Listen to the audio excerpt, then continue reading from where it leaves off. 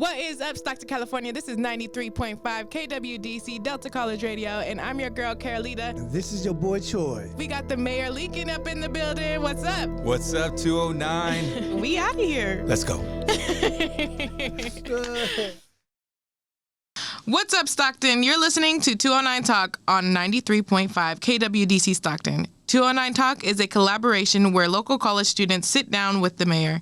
The show you're tuned into right now was put together by students enrolled in the broadcasting courses in the digital media department at San Joaquin Delta College.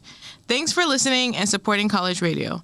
This week, we're going to be talking about homelessness in the 209, or homelessness. How are you doing today, Mayor? Or we have Megan Silva, and we have Mayor Lincoln with us. How are we doing?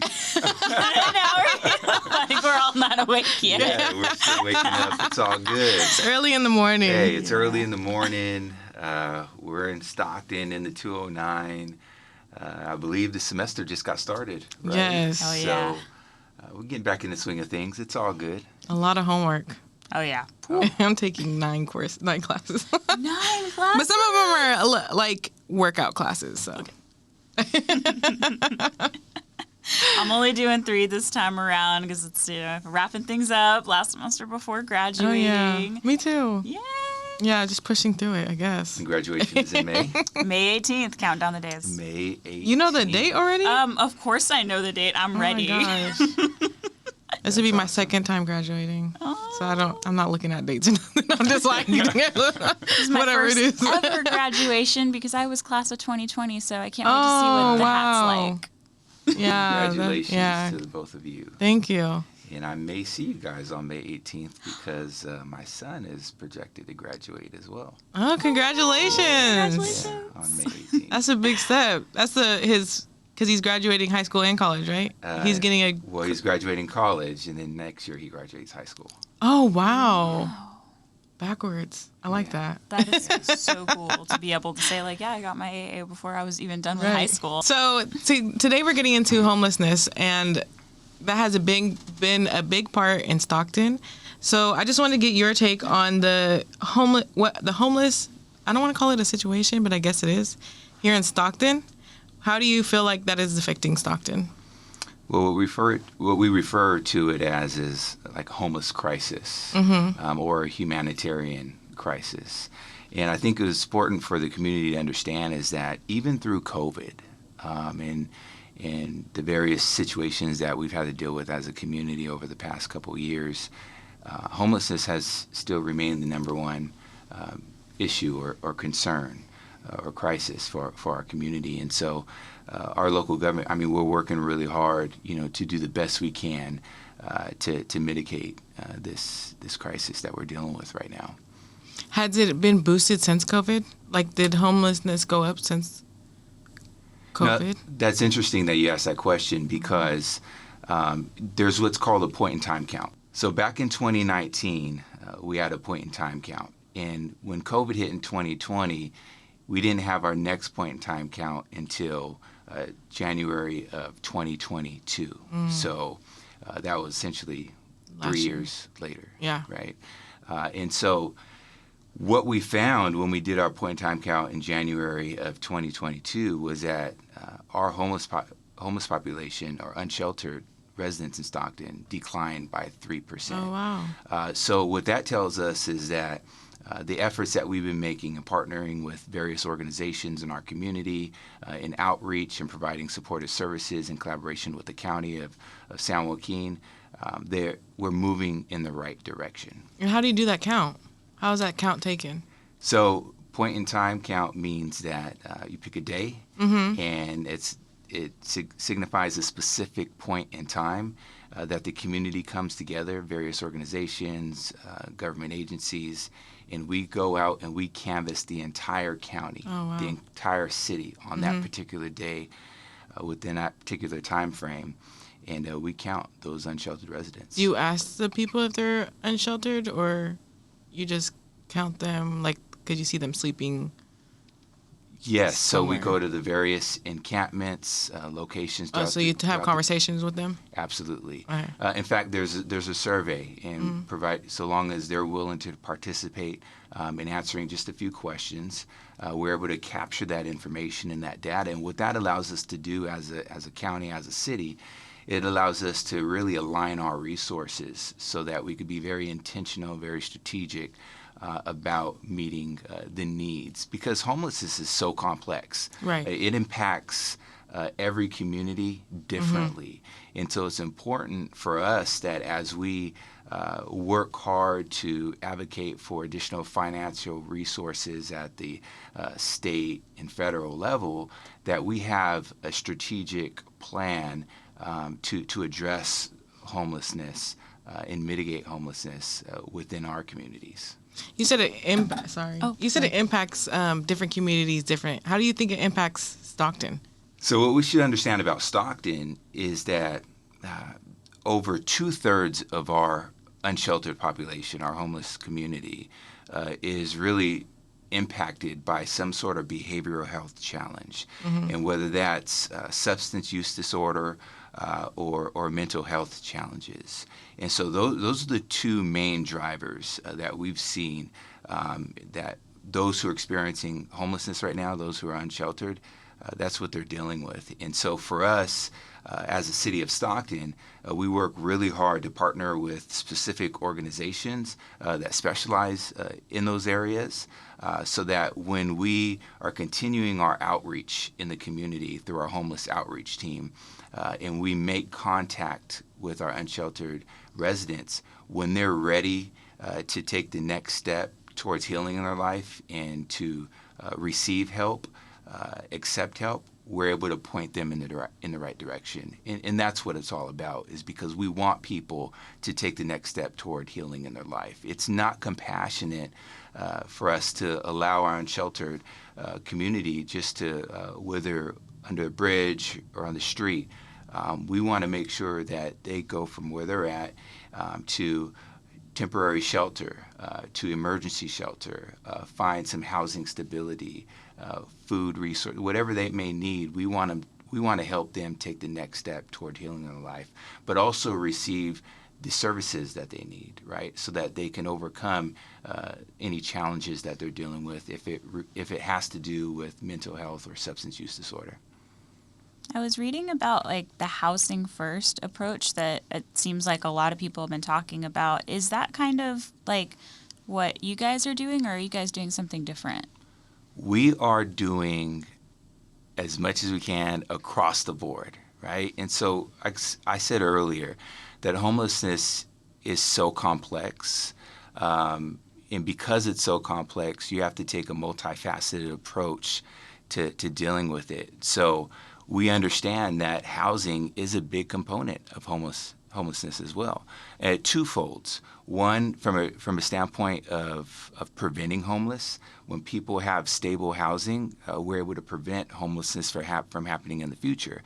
But also increasing our housing options and housing stock so that when people are ready to take the next step toward healing, ready to go from where they're at in their unsheltered environment to more stable housing, we have that available for them as well. Here's an interesting statistic and fact about the city of Stockton. Over the last 10 years, our population has grown approximately 10%. And our households have grown approximately 8%. By household, you mean like people in the household? Total households. Right. So you have your total population as a city as a whole, but then you have... So you're saying there's not enough housing. Exactly. Because the vacancy rate 10 years ago, meaning houses available for people to rent, move into, was right around 4%. It was low? It was low. Our vacancy rate, 10 years ago was right around 4%. Our vacancy rate today has basically been flat. So what that means is our housing stock isn't keeping up with the growth of our population, which could in turn lead to more homelessness. And so focusing on housing, focusing on shelter, focusing on supportive services. Again, that multifaceted approach is absolutely critical for us to be able to mitigate homelessness moving forward. Do you think it has anything to also do with affordability of housing? Because 10 years ago, I thought it would have been high because there was a lot of vacant houses. And the reason I know that I was a teenager and being dumb. But there was a lot of vacant housing, but you said it was low. So I'm wondering if it has to do with a lot of affordability that people can't get into these houses as well. Well, you have the supply and demand. Okay? Right. So because of that, that is increasing. That's played a part and factored into the increase in prices of the homes and the cost to rent a home as well. Yeah. The cost to rent a home is out of this world right now. Ooh, yes, it is. It is. And, but, what's crazy is I will argue that Stockton still is the most California. affordable place to live, in the state of California. Yeah. When the median home sale price in California is well over $700,000. Oh, I didn't know that. In the county, San Joaquin County, it's over $500,000. Stockton is in the mid $400,000s, the median price to sell a home. Is there anything you can do about pricing of renting homes or renting even apartments or anything? Is there anything that you can do to kind of flat out so it doesn't go any higher? Because I know every year my rent goes up higher. Is there anything you can put on these owners of these apartment building and housing to where they stop it from going higher? There has been. There's a policy at the city of Stockton where there's 5% cap each year for rent increases. So that's something that's in place. But one of the most important things that we could do as local government is really we can work with our affordable housing developers. We could work with the private sector, our market rate housing developers as well. Internally, as it relates to our processes, our permitting processes and timeline to be able to streamline certain opportunities. That's all going to help us increase our housing stock here within the city of Stockton and ultimately potentially make things a little bit more affordable as well as we get more supply into the market. Right. So you brung up that addiction is also a problem of homelessness, and you brung up there are places in place that we can send to help them with mental health crisis or addiction crisis. Do you know the name, or where are these places? Are they on every corner, southwest, northeast, west, or are there just one place you can go to? Because a lot of homelessness don't have cars, so they can get to it. That's right. One of the things that we did last year is, through COVID, we recognized that there were several needs, especially needs that impact or situations and needs that are situations that impacted our homeless community. And so what we did was, with the additional funding that we received through our ARPA funding, we set aside $5.7 million for what we call a CareLink program here in the city of Stockton. What does CareLink mean? And that's in partnership with Community Medical Center. Okay. And that CareLink program allows us to respond to certain calls for service in the community that impact our unsheltered residents here in Stockton that are dealing with some sort of behavioral health challenge. So substance use disorder, mental health. We want to make sure as a city that we're responding with the right people and the right resources. And then from there, we can get them to some sort of transitional housing, one of our transitional housing partners, getting them into a detox center or into a program where they could start the process of recovery. And so there were several different community-based organizations and partners that deal specifically in this space. There's Gospel Center Rescue Mission.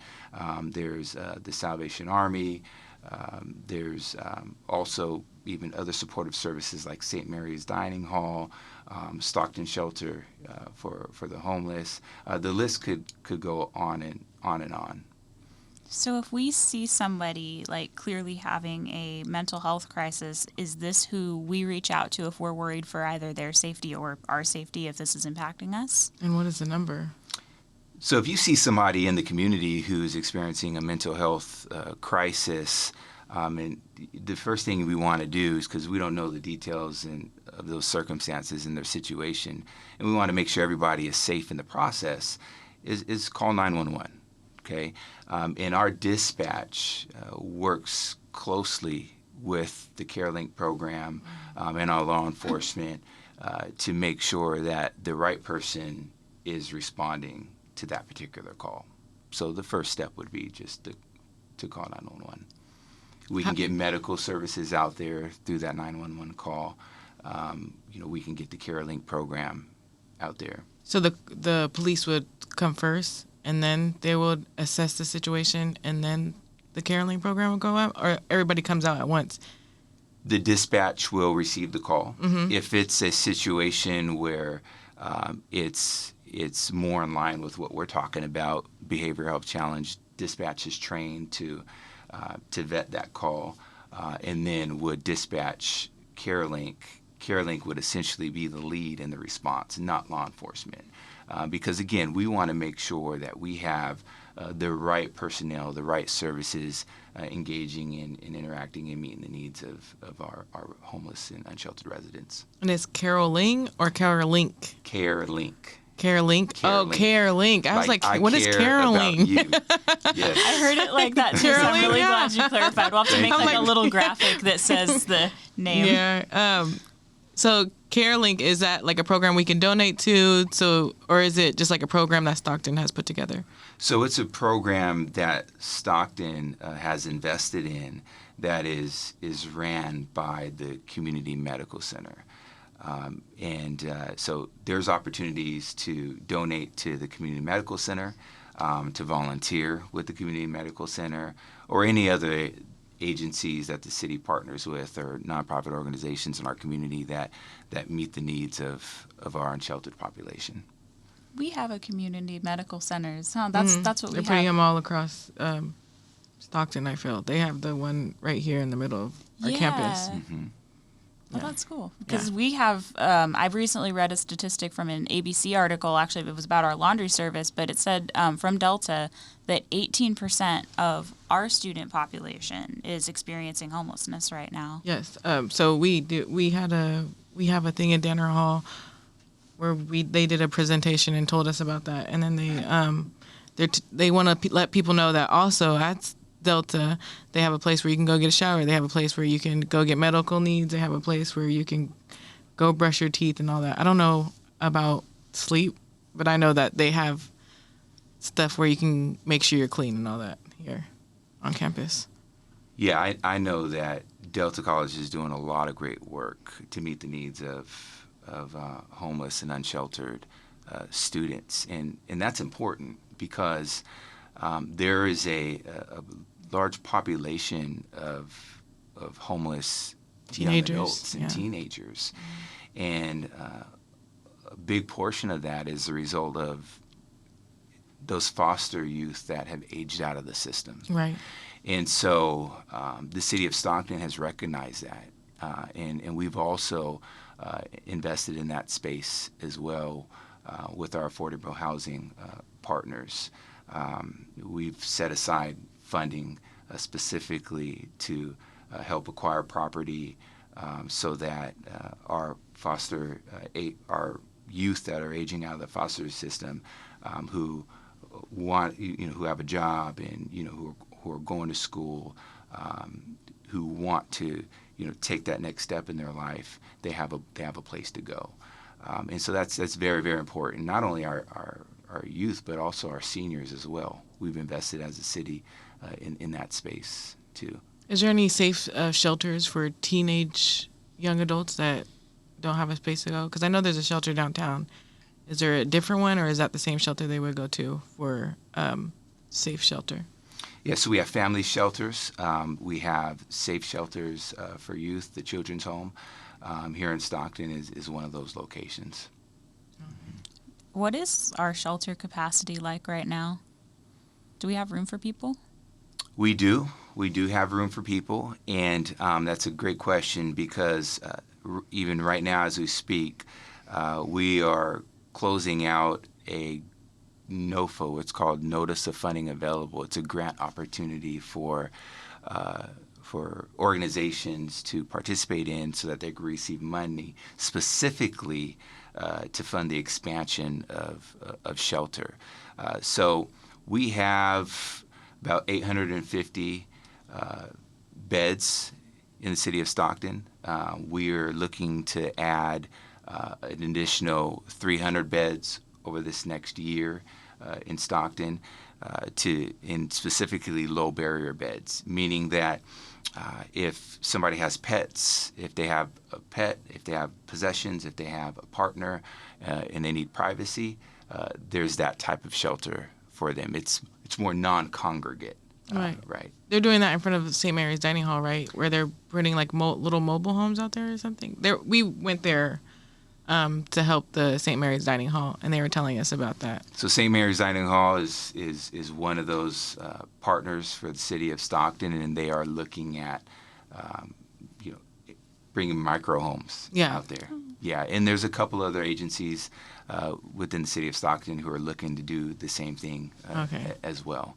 And that's pretty revolutionary for us in how we're going to meet the needs of our homeless and our unsheltered population, is because up until this point, we haven't had that type of shelter capacity, right? And so our last point in time count, we put our homeless, we counted around 900 homeless in Stockton.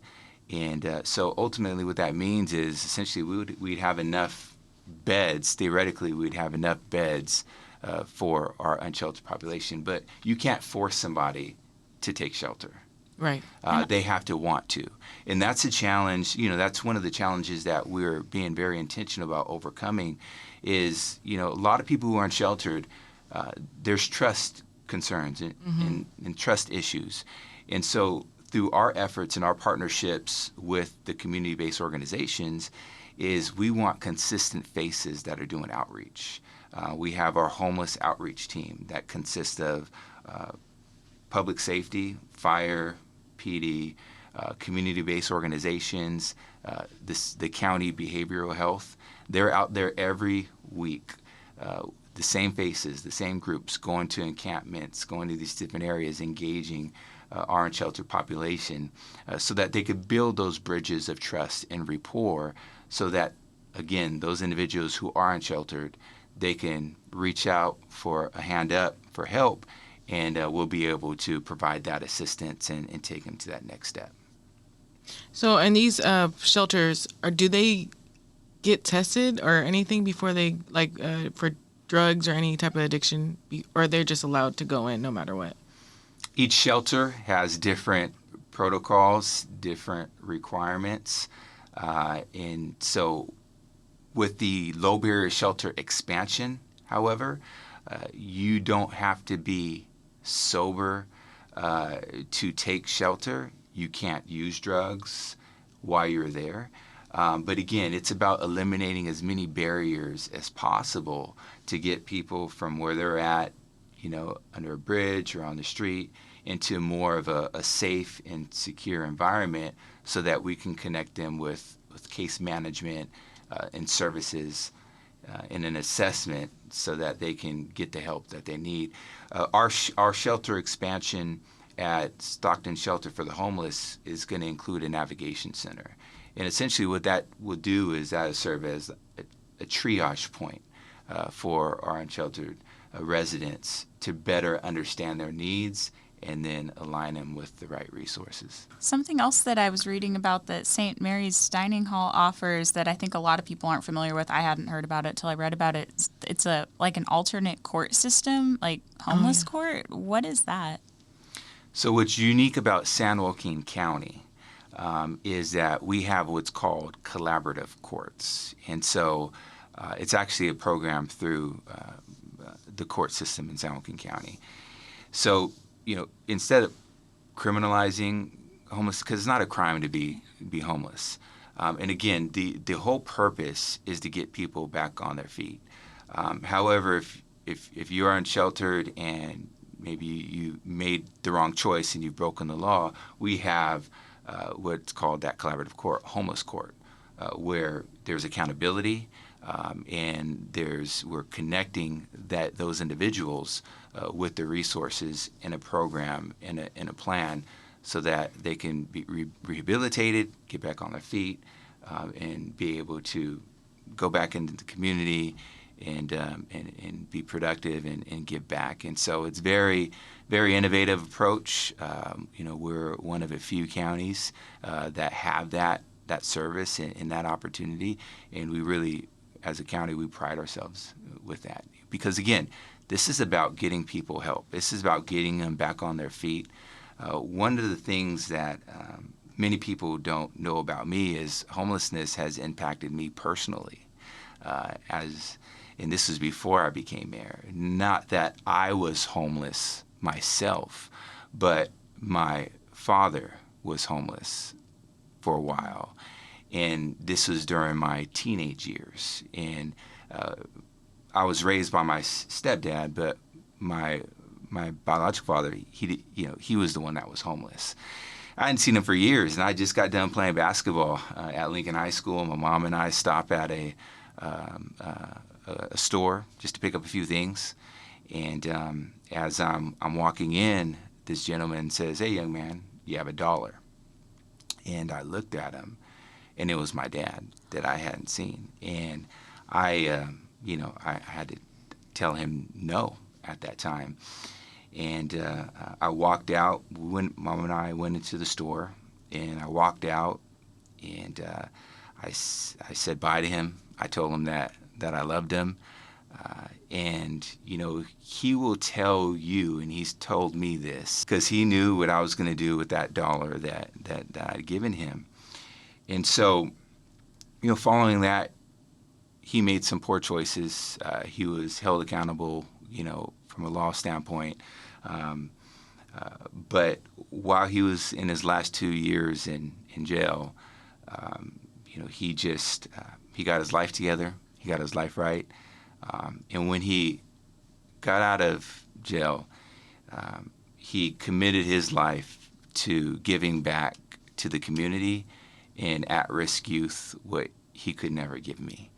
And I'm thankful for that, because I don't hold that against, my father not being a part of my life growing up and making the decisions that he made. I don't hold that against him. I forgave him a long time ago. But I tell people there's nothing more that a son in my situation could ask for, is the fact that his father could give other young people what he could never give me. And when I walk throughout this community and when I interact with people, they come up to me and they tell me, people young and old, because he also sponsors other adults through AA.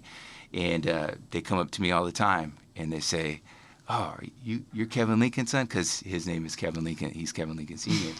And I said, "Yeah, oh man, your dad's such a great guy," right? So my whole point with sharing that story is our present circumstances in life should not define us, okay? There's opportunities for us to make changes.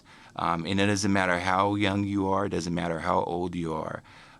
We have the ability to control our destiny. And what I would tell the community and the residents of Stockton, whether if you're unsheltered right now, whether you have everything that you wished for, is look for ways to just make a 1% improvement in your life, so that you can make a difference in somebody else's life, and use your past experiences, the struggles, the setbacks, to really use them as a catalyst to propel you forward. And in fact, once you make it through that difficult season in your life, go back and serve the community in that area, because nobody can relate to other people in that area like you will be able to. And that's what I'm thankful for my dad doing, and that's what he modeled for me. And so even today, even though he didn't raise me, I'm still learning from him, and it really fuels me to give back to our city and to serve our community the best I can. So since your father was homeless when you were a youth, is that why you treat homeless not as like a bad thing, but as something that we can change together, or like that we don't look at them as bad, but we give them these things, maybe they'll get better? Is that why you look at that way? Like, don't look at it as them being bad, because you know how some people look at it like homeless is like bad and the people need to go somewhere, but you're looking at it as give them AA courses, give them mental health courses, give them all these things. Is that why you look at it that way? You said a key phrase. We can change things together. Right. And that's the absolute truth, because what we have to remember is that every person that's homeless has a story. They have their unique story, and every story is important. So we have to see people for who they are, and we have to see the value in them. Because if we see the value in them and we take that approach by putting the individual first, not the problem first, but putting the individual first, then maybe they could begin to trust, and maybe they could begin to see the value in themselves and accept the help and take the next step towards healing. Now, don't get me wrong. Homelessness and blight in our community, it's a quality of life issue. It is for every resident in Stockton, for our families, for our business community. It's important that we understand that there is a level of accountability as well. You can't be unsheltered and break the law and not expect to be held accountable for, right? Because there's nothing more that I want as a father is for families in our communities to be able to take their kids and their families and their children to the park and not have to worry about, experiencing or seeing something that they shouldn't see, right, as a result of it, an encampment or whatever the situation might be. And so we are working very hard as well as a city to make sure that we protect our critical infrastructure while we are providing the necessary services for our unsheltered population. Is there anything the city of Stockton has coming through the pipeline that is going to help homeless crisis or the humanitarian crisis? Absolutely. So one of the big things is a collaboration with the county, San Joaquin County, where we're looking at $6.5 million being allocated from the county to the city, and the city will be able to take that $6.5 million and distribute that to organizations who are looking to expand our low barrier shelter capacity. So that's big. And what the city of Stockton is going to do in that partnership is we're going to provide some of the operational funding as well to get these programs going with these organizations. Again, Stockton Shelter for the Homeless is in the middle of a shelter expansion right now of approximately 180 beds, and to include a navigation center. And Gospel Center Rescue Mission is also expanding another 178 beds. Myself as mayor, I'm advocating at the state and federal level regarding funding for our homeless programs and projects that we have in place now and what we're looking forward to in the future. So this is an all hands on deck type of situation. There's a lot. That's just name a few of the things that we currently have in motion that are tangible for the public to see, can feel, and should make an impact in mitigating homelessness throughout our community moving forward. Again, the affordable housing expansion projects that we have in place with our affordable housing developers is another key, because that's more permanent, supportive housing. And so again, homelessness is complex. It takes a multifaceted approach, and that's what we're committed to. Okay. So we have our last question, and we want to know what we can do as individuals to help the humanitarian crisis. What we can all do as individuals to help the humanitarian crisis regarding homelessness in Stockton and San Joaquin County is we can volunteer to serve and volunteer to give to those organizations who are making an impact within the city of Stockton, San Joaquin County, in the area of homelessness, because they have the system, they have the program, they have the resources in place, but they need the community to come in and partner with them so that they can sustain what they're doing out in the community. Also, we can all volunteer with the city of Stockton. We have a Clean City initiative where we focus on reducing the blight through trash and debris, picking up trash and debris throughout our community. Over this past year, and so in 2022, we were able to pick up upwards of 2.1 million pounds of trash and debris from the streets of Stockton through our Clean City initiative. So listen, the city of Stockton takes quality of life issues very, very seriously, and that's a priority of mine and our entire council. And so, but we also need the community, to join in as well, because we also have beautification projects as a part of our Clean City initiatives, where we're painting public facilities, and helping with some rehabilitation projects for our parks, public spaces. And so these are all opportunities for the residents and citizens of Stockton to kind of roll up their sleeves and take ownership of our community and really make a difference, because this is your city. Right. This is our city. Mm-hmm. And together we can make a difference. I always see these projects on the news after they happen. Where do we go so that we can find out ahead of time and sign up or know where to be? Well, you can visit my website, stocktonmayor.org. You can visit the City of Stockton. It's a website. Search Clean City Initiative. You can register with what we call Ask Stockton through the City of Stockton website or my website, stocktonmayor.org. You could follow me on social media. We put information out on a regular basis.